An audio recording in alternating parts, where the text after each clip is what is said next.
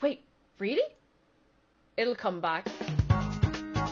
Now, as funny as that joke is, and I suggest you to go back and watch the original video because that was pretty fun. The decline of Boomerang is definitely something I always wanted to talk about on my channel. Now, before Boomerang was ever created, there was a little channel that I'm sure y'all are familiar with, which was Cartoon Network. And when Cartoon Network was created back in 1992, it was the perfect place for Hanna-Barbera cartoons to even be on this network. From the Flintstones to the Jetsons, Tom and Jerry to like Pebbles and Bam Bam, like I'm talking a lot of cartoons. And because they have such a huge backlog of these cartoons, that's the whole reason why Cartoon Network was created. And over time, Cartoon Network started getting more popular and they decided to come up with ideas for new shows. And then over time, Cartoon Network was starting to get its own television program, like The Grim Adventures of Billy and Mandy, Dexter's Laboratory, Johnny Bravo, Codename Kids Next Door. And sooner or later, they wanted to make room for more cartoons to be made on Cartoon Network, but they needed a place to put all the Hanna-Barbera cartoons. And that's where they came up with the idea to make Boomerang. With their famous slogan, it'll always come back to you. And Boomerang became a place for all the Hanna-Barbera cartoons that actually make their foot. If it wasn't for this channel, I wouldn't be watching a lot of Hanna-Barbera cartoons on Sundays when I'm just bored and there was nothing good to watch on Cartoon Network. It felt kind of like a time capsule in that way.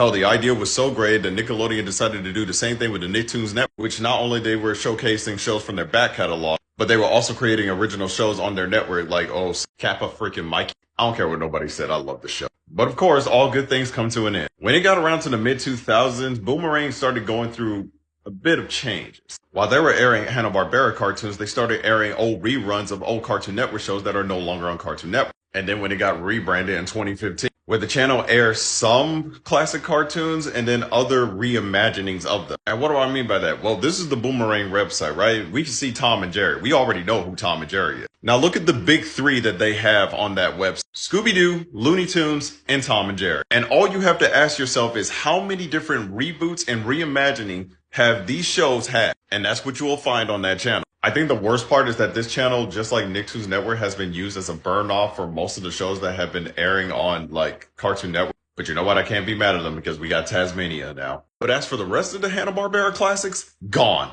Every last one of them.